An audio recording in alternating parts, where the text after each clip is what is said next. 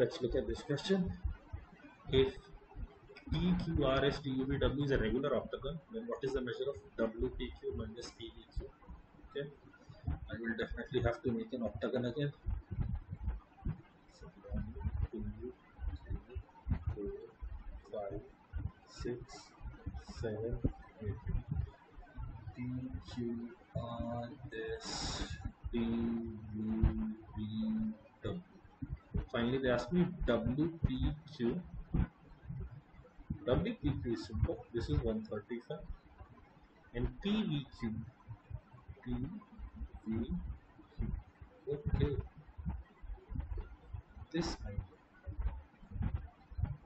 should be slightly tougher to identify, especially with my drawing.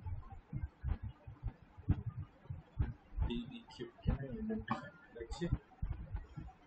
I know this to be 135. And these two angles here would be identical, 735. So this would be 22.5 and 22.5.